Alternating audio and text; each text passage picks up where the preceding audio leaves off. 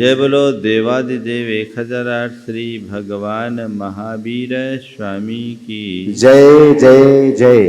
अहिंसा परमो धर्म की जय जय जय। परम पूज आचार्य गुरुवर श्री विद्यासागर जी महाराज की जय जय जय। पूज मुनिवर श्री प्रमाण सागर जी महाराज की, पूज मुनिवर श्री अरह सागर जी महाराज की।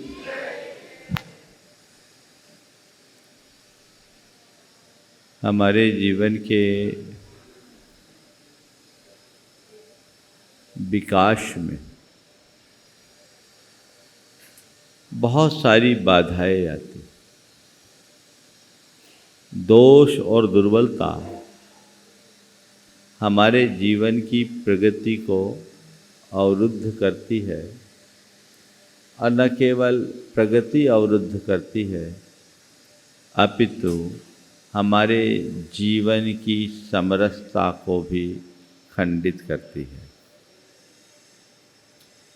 आज जीवन की एक बड़ी दुर्बलता जिसे ईर्ष्या के नाम से जाना जाता है, उसका प्रसंग है। ईर्ष्या एक ऐसा मनोविकार है जो हमारे जीवन के आंतरिक ऐश्वर्य को लील जाता है।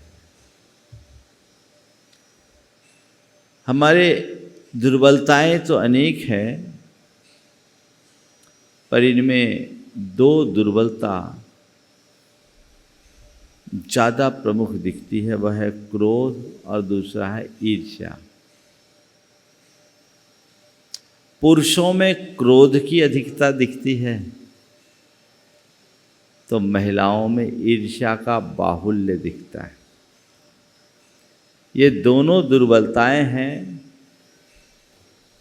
क्रोध से हमारे संबंध बिगड़ते हैं तो ईर्ष्या हमारे पूरे स्वभाव का ही विनाश कर देती है।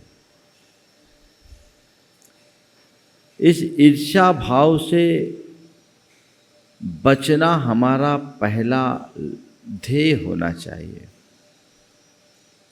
कुरल काव्य से आज जिसकी मैं चर्चा करने जा रहा हूँ उसका पहला सूत्र है, ईर्ष्या के विचारों को अपने मन में न आने दो, क्योंकि ईर्ष्या से रहित होना ही धर्माचरण का सही रूप है। जिस व्यक्ति के हृदय में ईर्ष्या की अग्नि विदग्ध रहती है वो कभी धर्मी नहीं हो सकता। अपने अंतरंग को टटोल कर देखो, मैं कितना धर्म करता हूँ, कितना त्याग तप करता हूँ, कितना व्रत उपवास करता हूँ, कितना दान पुण्य करता हूँ, कितना पूजा पाठ सत्संग करता हूँ। ये एक तरफ मेरे हृदय में किसी के प्रति ईर्ष्या का भाव तो नहीं। यदि ऐसा कुछ है तो समझना मेरा सारा धर्म ऊपरी है, भीतर से उसका कोई संबंध नहीं। ऊपर के धर्म का हमारे जीवन में कोई लाभ नहीं जब तक कि अंदर विशुद्धि न हो। किसी भी व्यक्ति से बात जब ईर्ष्या की कहूँ तो वो बोलता तो है कि ईर्ष्या अच्छी चीज नहीं है, पर हमें ये देखना और जानना है कि मेरे हृदय में ईर्ष्या तो नहीं पल रही। आज 4 संदर्भ में मैं आपसे ईर्ष्या की बात करूंगा। ईर्ष्या का लक्षण, ईर्ष्या का कारण, ईर्ष्या का परिणाम और ईर्ष्या का निवारण। लक्षण, कारण, परिणाम और निवारण, है ना। कोई बीमारी है, पकड़ना है तो उसके लक्षण तो पहले पकड़ने होंगे। मेरे देखे ईर्ष्या के 4 लक्षण हैं। सबसे पहला किसी की प्रगति को न देख पाना। अपने मन से पूछो, कोई आदमी यदि आगे बढ़ रहा है तो उसे देखकर तुम्हारे मन में आह्लाद होता है, खुशी होती है, प्रसन्नता होती है, या कुछ उथल पुथल शुरू हो जाता है? क्या होता है? यदि तुम्हारे मन में किसी की प्रगति से सकारात्मक प्रतिक्रिया है तो तुम धर्मी कहलाने के अधिकारी होगे, लेकिन किसी को बढ़ता देख तुम्हारा मुंह बनता है, मुंह बिगड़ता है, तय मानना भीतर सब गड़बड़ है। अब ईर्ष्या की आग लग गई है और ये आग तुम्हें ही भस्म करेगी, दूसरे को नहीं।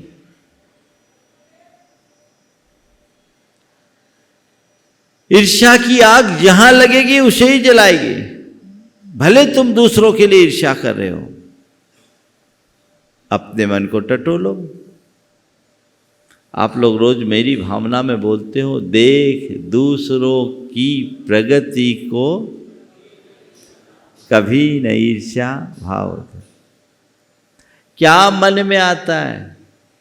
किसी की प्रगति को देखकर तुम्हारे मन में प्रसन्नता हो तो समझना तुम सही दिशा में हो। कदाचित प्रसन्नता न भी हो तो कोई बुराई नहीं, लेकिन किसी की प्रगति यदि तुम्हें न पच पाए तो तुम्हें अपनी चिकित्सा कराने की जरूरत है। बीमारी घर कर गई है, ऐसी बीमारी जो तुम्हारे चित्त और चेतना को खोखला करेगी। दूसरी बात, किसी की प्रशंसा न सह पाना, प्रगति नहीं देख पाना। अब कोई की प्रशंसा हो, उसकी प्रशंसा हो रही है और तुम्हारा मुंह बन रहा है। खासकर जब कोई व्यक्ति किसी व्यक्ति के सामने उसके ही अपने की कोई प्रशंसा कर दे, उसके संपर्की की कोई प्रशंसा कर दे, तो ज़्यादातर क्या होता है? यदि तुम्हारे मन में किसी के प्रति प्रेम होगी तो उसकी प्रशंसा को सुनकर तुम बेहद प्रसन्न होगे। लेकिन यदि किसी की प्रशंसा हो रही है और तुम्हारा मन उसे स्वीकार नहीं पा रहा है, समझ लो अंदर ईर्ष्या है, द्वेष है, घृणा है, नफरत है ना? कोई की प्रशंसा हो रही है, निश्चित गुणों की प्रशंसा तो सर्वत्र होती है। किसी में अच्छाई होगी तो लोग उसकी प्रशंसा करेंगे। अब किसी की कोई प्रशंसा कर रहा है तो तुम्हारे अंदर ये आग क्यों लग रही है? अपने मन को टटोल कर देखना, दूसरे को मत देखना। और इसकी शुरुआत कहाँ से करना? घर परिवार से करना। एक भाई के सामने दूसरे भाई की यदि प्रशंसा हो रही है, तुम्हें सहन हो रहा है कि नहीं? देवरानी की प्रशंसा जेठानी या जेठानी की प्रशंसा देवरानी के सामने हो रही है, उसे हजम हो रहा है कि नहीं? घर परिवार के अन्य सदस्यों में किसी की प्रशंसा हो रही है, अपने परिजनों में किसी की प्रशंसा हो रही है, तुम उसे स्वीकार कर पा रहे हो या नहीं? तुम्हारे समाज बंधुओं में किसी की प्रशंसा हो रही है, तुम्हें वह पच पा रही है या नहीं? तुम्हारे अड़ोसी पड़ोसी ने कोई अच्छा काम किया, उसकी प्रशंसा हो रही है, तुम्हें उससे प्रसन्नता हो रही है या नहीं? ये देखना है। बहुत मुश्किल होता है। दो व्यक्ति मेरे संपर्क में, एक बड़ा संपन्न था, दूसरा अत्यंत साधारण। जो संपन्न था वो साधारण की प्राय उपेक्षा करता, तिरस्कार करता, उसे कुछ गिनता ही नहीं, और संयोग से उसको तिरस्कृत करता, अपमानित करता। लेकिन उसका बेटा बड़ा होनहार निकला, वो आईएएस बन गया। अब आईएएस बना तो सारा गांव तो उसकी प्रशंसा कर रहा है, बधाइयाँ दे रहा है। इसके अंदर आग लग गई। लोगों से कहता फिर रहा है इसमें तो योग्यता ही नहीं है, लगता है जुगाड़ से रिश्वत देकर बना। क्या हो गया? अब उसके मन में एक डर भी सता रहा है, अब इसका बेटा आईएएस बन गया, मेरा क्या होगा? ये दुर्भाव, अहंकार, ईर्ष्या को जन्म देता है। आगे भी चर्चा करूंगा। किसी की प्रशंसा यदि तुम्हें सहन नहीं होती तो मान लेना तुम अभी निचले स्तर का जीवन जी रहे हो। तुम्हें तुम्हारी सोच को बदलना जरूरी है। आप कहोगे महाराज झूठी प्रशंसा हो तो भी सुन ले क्या? अरे भाई तुम थोड़ी कर रहे हो, जो कर रहा है सो कर रहा है, सही कर रहा है तो गलत कर रहा है तो तुम है क्या दिक्कत? हाँ, तुमसे कोई राय ले, पूछे और ऐसा लगे कि व्यक्ति की वास्तविकता यथार्थ में कुछ है और उसे प्रस्तुत कुछ और किया जा रहा है, इसे अगर नहीं संभाला जाए तो परिणाम अच्छा नहीं निकलेगा, तो उसे सही बात बताना अलग बात है। लेकिन अंदर जलन कुड़न होना अच्छे लक्षण नहीं। तीसरी बात, अपनी अयोग्यता और अपात्रता की अनदेखी कर सामने वाले पर पक्षपात का आरोप लगाना। हर व्यक्ति की योग्यता अलग अलग होती है और योग्यता के अनुरूप उसे अवसर मिलता है, सत्कार होता है, चाहे घर परिवार हो या समाज। अब अपनी योग्यता की कमी तो को देख नहीं रहे हैं और किसी की योग्यता और प्रतिभा अधिक होने के कारण प्रोत्साहन मिल रहा है, तो अरे ये तो सब पक्षपात है, ये सब मुंह देखी पंचायत है।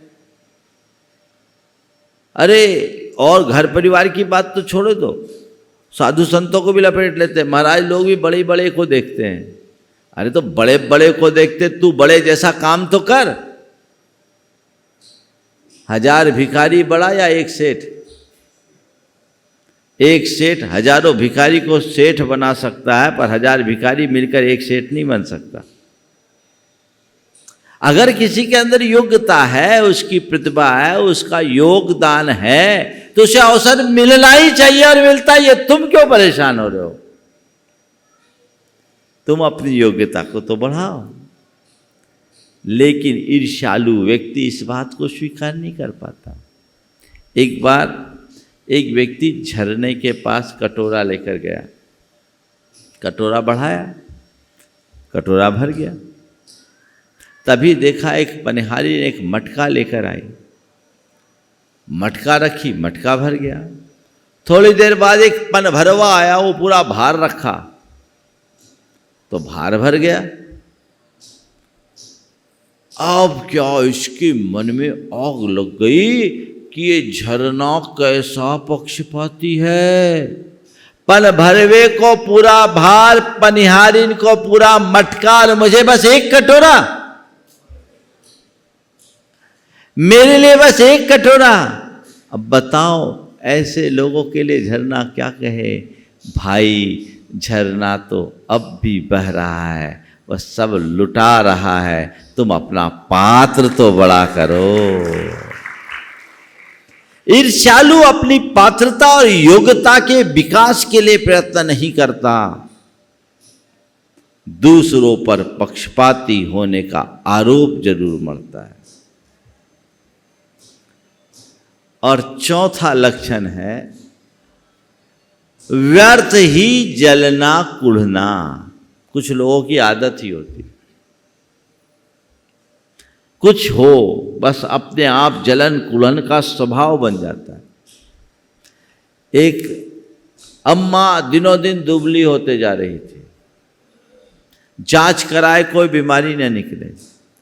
एक दिन बेटा ने पूछा कि माँ तू इतनी परेशान क्यों, तेरा वजन रोज रोज कम क्यों हो रहा? बोले क्या बताऊं, जब से पड़ोस में गायें आई हैं, सुबह से उनके घर में खूब घी दूध होता है और मथानी चलती है ना, तो मथानी जब चलती है तो वो मथानी ऐसा लगता है जैसे मेरी छाती पे चल रही है। उनके घर घी दूध है, मेरे घर कुछ नहीं, इसलिए मैं दुबली हो रही। मथानी कहीं चल रही है और छलनी किसी और का हृदय हो रहा है। ये सब ईर्ष्या के लक्षण हैं। मैं मान के चलूं इनमें से आप लोगों के अंदर एक भी नहीं है, मान लो, बोलो तो क्या करूं, क्या मानूं? चारों है, बोलो, थोड़ा जम से तो बोलो, डर क्यों रहे हो? चारों है, अब क्या करना है? महाराज जो लक्षण है रहने दो, हम तो ऐसे ही जिएंगे। नहीं, इसे हटाना है, मिटाना है, तो पहले इसके कारण में जाओ। 4 कारण है। अहमन्यता, अनुदारता, असहिष्णुता और ओछी मानसिकता। इन 4 कारणों से मनुष्य के हृदय में ईर्ष्या का भाव होता है। अहमन्यता, सबसे बड़ा दुर्गुण यदि मनुष्य का कोई है तो अहमन्यता है। जो हूं सो मैं ही हूं, मैं बड़ा, सब कुछ मैं। ये आम आदमी की बात जाने दो, साधु को भी नहीं छोड़ती। और उस अपने इस अहंकार की पुष्टि में अपनी आत्मा के हित को वो स्वाहा कर डालता है। उसे पता नहीं चलता कि ऐसा करके वह अपना कितना बड़ा नुकसान कर रहा है। ये अहमन्यता एक बहुत बड़ी दुर्बलता है।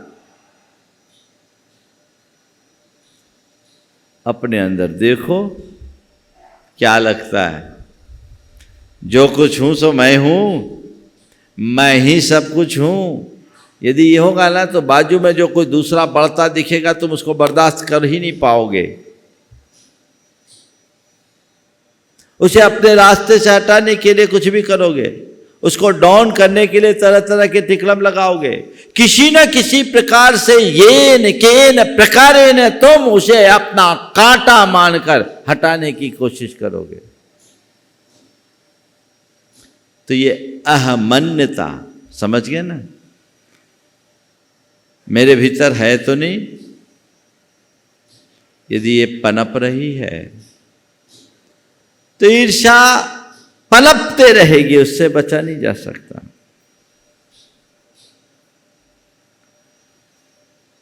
इसे देखो, बचो, क्योंकि समझदार व्यक्ति ऐसा काम नहीं करता। बहुत अच्छा वाक्य लिखा, जो मनुष्य धन या धर्म की परवाह नहीं करता वही अपने पड़ोसी की समृद्धि पर डाह करता है। और फिर कहते हैं, समझदार लोग ईर्ष्या बुद्धि से दूसरों को हानि नहीं पहुंचाते, क्योंकि उससे जो खोटा परिणाम होता है उसे वे जानते हैं। अहमन्यता एक दुर्बलता है, इससे हमें दूर करना होगा। दूसरा, अनुदारता। अनुदारता क्या है? उदार व्यक्ति जो होते हैं वो सबको अपने में समाने की क्षमता रखते हैं। उनका हृदय आकाश की भांति विशाल होता है। और अनुदार जो होते हैं वो बड़े संकीर्ण मनोवृत्ति के होते हैं। वो अपने में और किसी को स्थान दे ही नहीं सकते,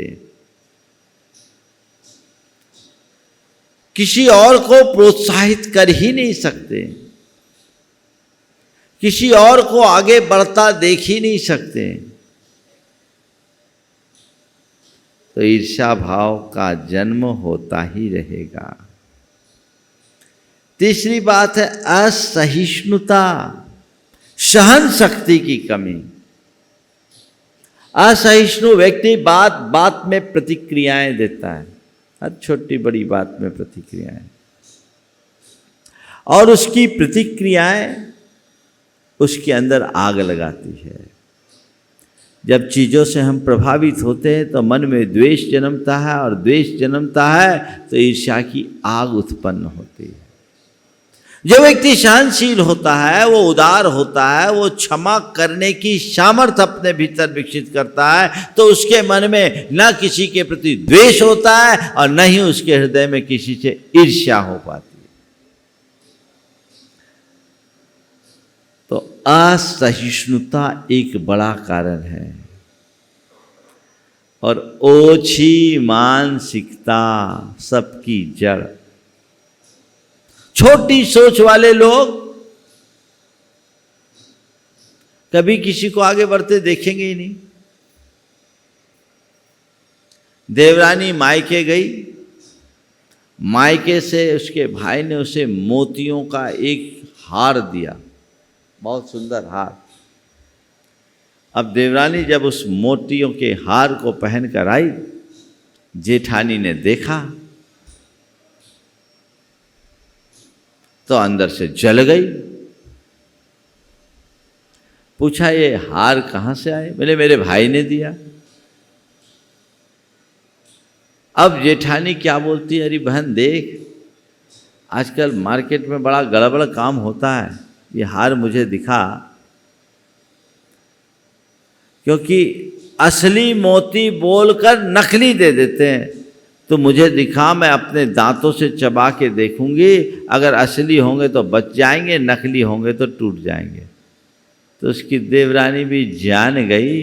उसने कहा, ठीक कह रही है बहन, लेकिन एक बात समझो, असली मोती की पहचान के लिए दांत भी असली चाहिए, नकली दांत से उसकी पहचान नहीं होगी।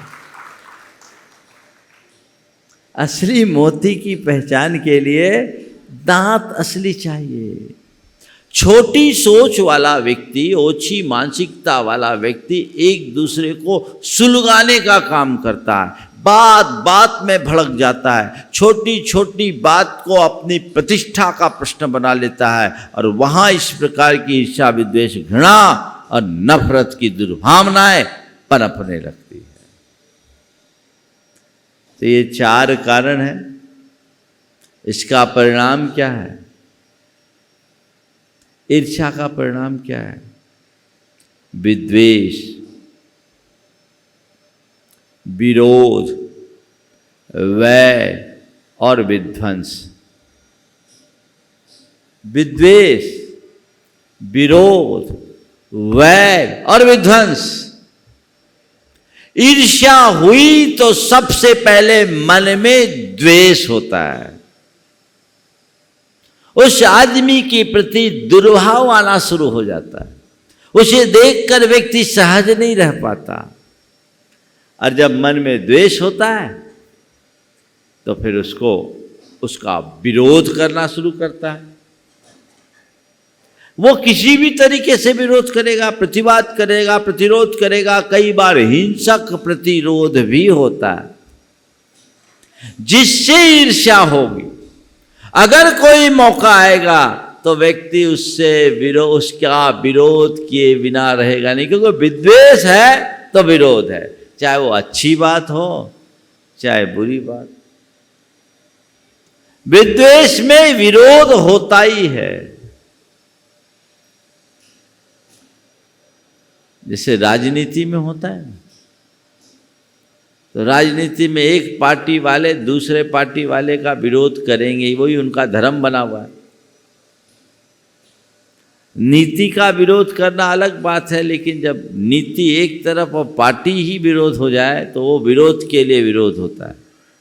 ऐसे ही जब व्यक्ति के मन में किसी के प्रति ईर्ष्या का भाव होता है तो सामने वाले की बात की कोई अहमियत नहीं, उस व्यक्ति से विद्वेष है तो उसकी बात का विरोध होगा ही होगा।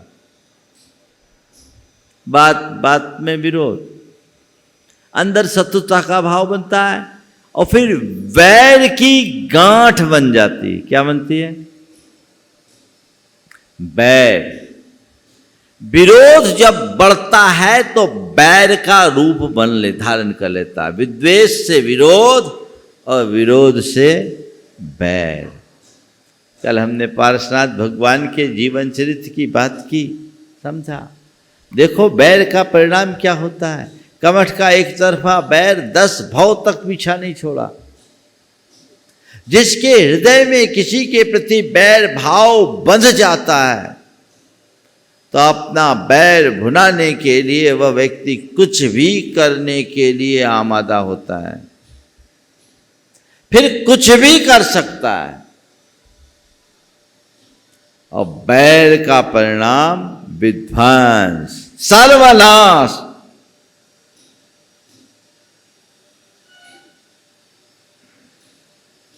सर्वनाश होता है। देखिए ईर्ष्या कैसा खेल खिलाती है, इसे बोल करके फिर मैं निवारण की बातें करूंगा। आज से सन 2013 की बात है।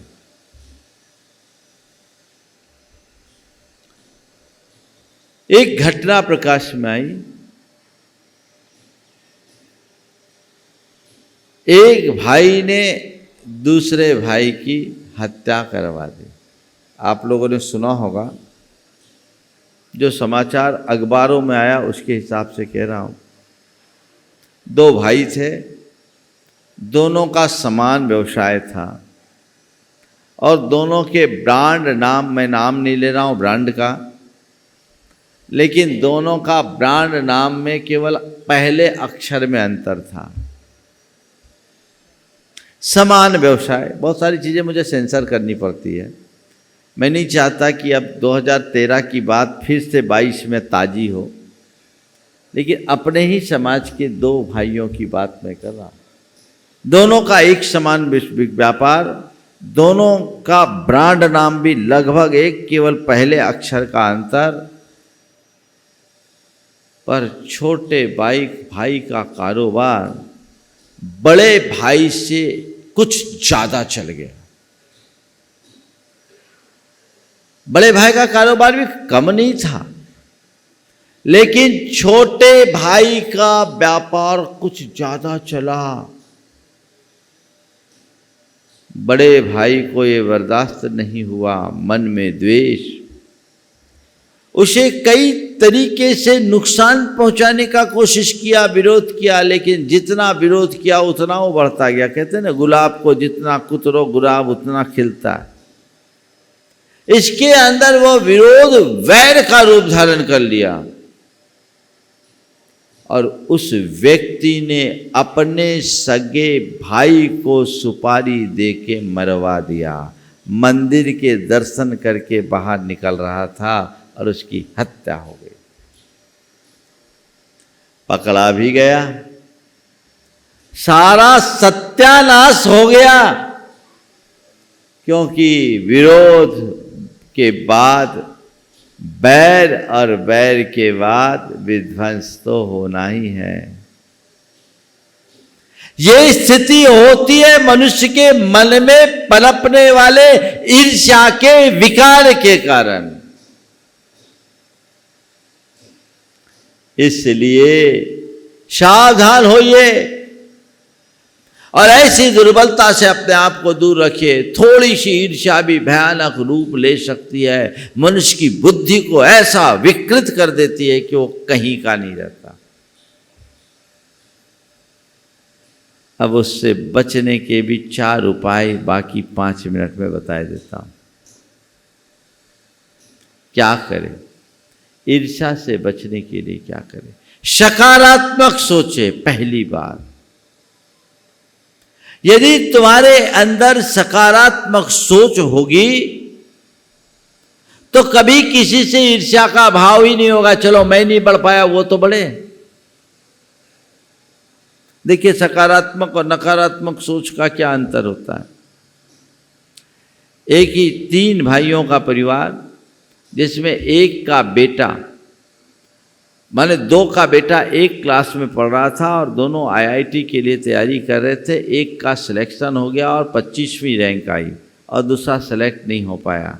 जो उसका बेटा सेलेक्ट नहीं हो पाया वो कहता है, देखो तो वो सिलेक्ट हो गया, मेरा बेटा सिलेक्ट नहीं हुआ, जरूर उसने कुछ गड़बड़ किया होगा। उसके मन में नकारात्मक प्रतिक्रिया।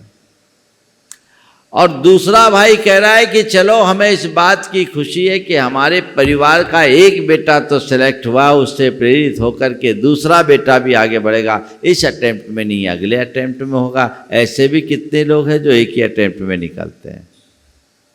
सोच में बदलाव,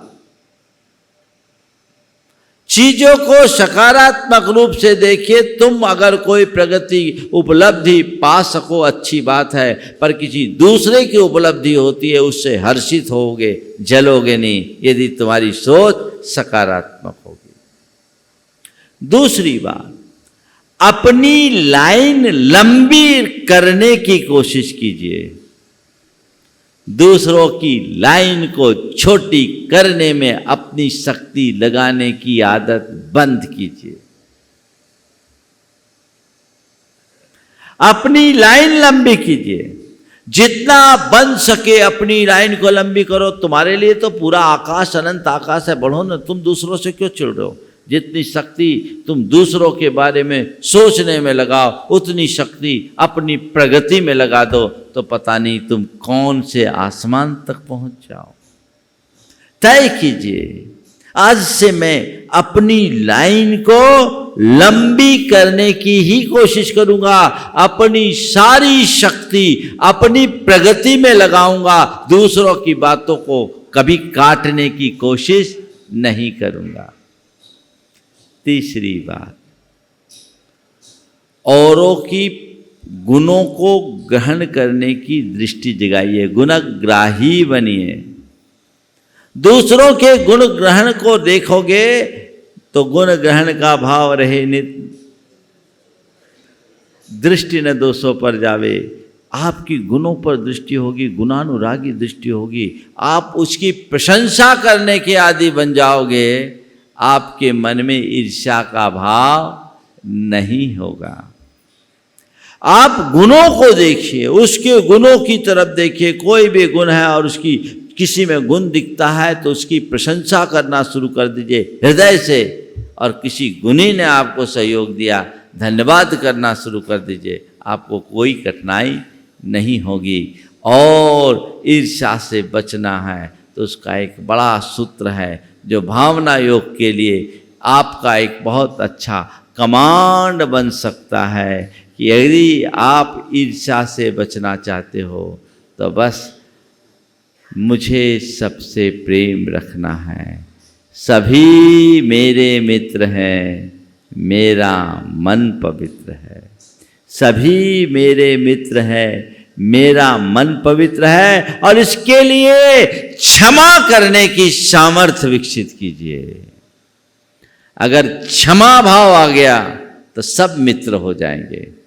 खम्मामि शब्द जीवानाम सब्बे जीवा खमंतु में मित्ति में सब भूदेशु बेरम मध्यम न केनवी। मैं सब जीवों को क्षमा करता हूँ, सब जीव मुझे क्षमा करे। मेरा सबसे मैत्री भाव है, किसी से बैर नहीं। इस भाव को अपने हृदय में चरितार्थ कर लीजिए। आपके मन में ईर्ष्या कभी पनप नहीं सकेगी। ऐसे ईर्ष्या के विकार से सभी मुक्त हों और अपने जीवन का पथ प्रशस्त करें इस भाव से। यहीं पर विराम। बोलिए परम पूज्य आचार्य गुरुवर श्री विद्यासागर जी महाराज। पूज्य मुनिवर